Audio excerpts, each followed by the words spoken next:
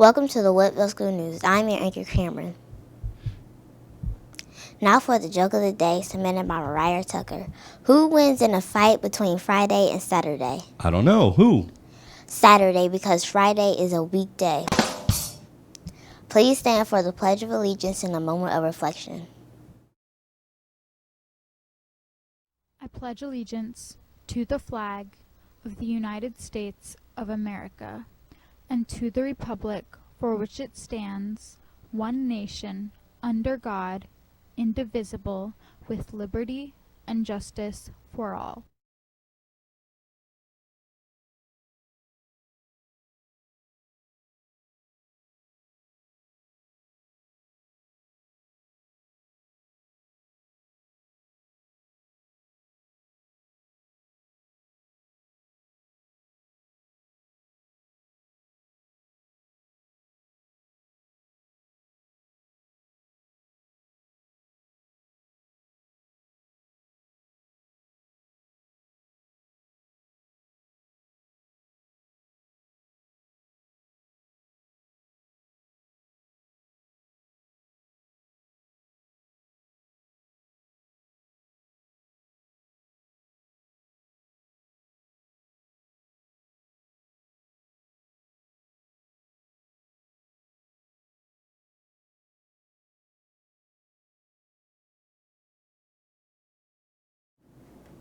Good morning. Today is Monday, January 30th. Reminder to the girls soccer team, there is no practice today.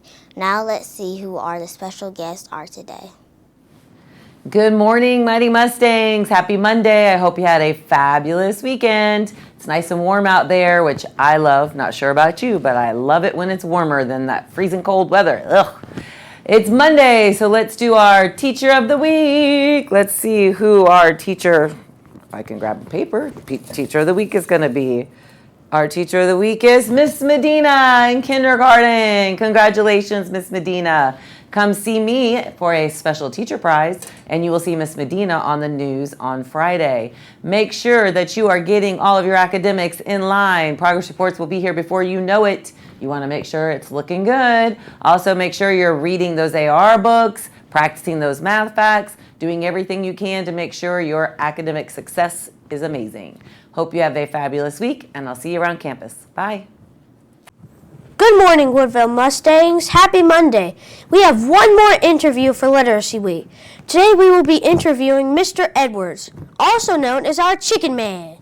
Mr. Edwards teaches agriculture and keeps us up with all our animals and the garden. What you probably didn't know is that Mr. Edwards was a language arts teacher before joining Woodville as our agriculture teacher. Mr. Edwards, you taught middle school language arts for several years. What was your favorite novel to teach? Well, Cash, first let me tell you thank you for having you on the show. I've been a fan for years, and I've waited for this moment.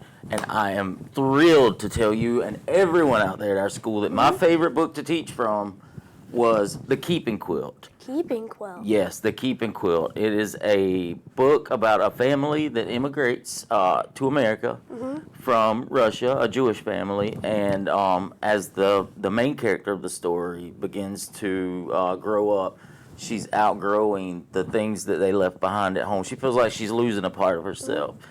And they take her older clothes and her grandmother's babushka and a few things, and they start a quilt. And over the generations, they add pieces, an aunt's apron, a grandfather's shirt, and through that they keep their family history alive. As babies are born, the next generation's wrapped in the same quilt, and more is added. And that is by far my favorite book to teach in language arts. Could you talk a little bit about the novel and how you connected with it and why it was so special for you to share with your students? Okay, well, for me, reading and literacy, reading in particular, is about connections, especially how you can get into a book and just lose yourself anywhere, whether it's fantasy or even realistic. And the way that I connected to the book was I was raised primarily by my grandparents, and my great-great-great-grandmother had started a quilt, and I saw a lot of parallels to the novel in my life. and I found it was very easy to make that connection with students and help them see the connections, as I had such a close connection to the book myself. Yeah. And I know you brought something that relates to the book to show the students. Can you show us and give us a little bit more information about it? I did. So just like is in the book, and I recommend that you all read it, I have some quilts that were started, as I said, by my great-great-great-grandmother. And here's one. Here, you hold one. I have another. This is As beautiful. a child growing up, we didn't have heat or air conditioning. It was an old house built in the early 1900s. So in the winter, this was what we kept warm with. Feel how heavy it is? Yeah, As it a is small pretty heavy. child, you had to be exactly where you wanted to sleep when your grandmother threw this on you because you couldn't move. They're very heavy. But I know the pieces. This is from my great-grandmother's apron. And on this one was my great-great-grandfather's farming shirt. And through the years, I knew my great-grandfather and my grandfather and grandmother. They told me what all these pieces meant and who those people were. So I learned my family heritage through these quilts that I'll one day pass on to my children. They're pretty cool. If there's one lesson that students could learn from reading this book, what would it be? I think it is that books can take you anywhere. And it doesn't just have to be fantasy. Cash, I'm going to ask you to trust me on this one, okay? Because the best years of my life, growing up in that cold little house with my grandma and grandpa. Okay, take a deep breath. Okay. Smell it. You smell that? Mm-hmm. That smells just like my grandma and grandpa's house. So anytime I'm down or, I'm just missing them or something, I can grab this quilt. And I remember the cold mornings when my grandma would wake me up for breakfast or my grandpa was taking me out to garden. It's been over a decade since I saw my grandparents, and that takes me right back home every time. So find something. My advice would be find something you love, whether it's family items or something. Find something you make a connection to, and read. It's such a blessing, really, to be able to just go anywhere in the palm of your hands. Yep. For me, I like going back home with my grandma and grandpa, but some people like dragons. Some people, like all sorts of things. Some people like Pete the Cat, my second favorite, and his groovy buttons. But find something that you can make a connection with, and you'll never be lonely. Any parting words for our Mustangs on this Monday morning? Yes, I have parting words a lot, but I think that we are on a time limit. So what I will say is enjoy your Monday. Everybody be good. Find a copy of the Keeping Quilt and go Mustangs. Thank you for joining us today, Mr. Edwards. Thank you for having me on this wonderful program, Cash. I can't wait to go national. Oh, yeah. Yeah. Today in history. On this day in the year 1847, the city of Yerba Buena in California is renamed San Francisco.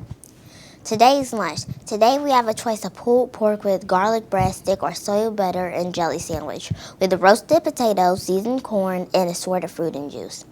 Please remember that these menu items may change.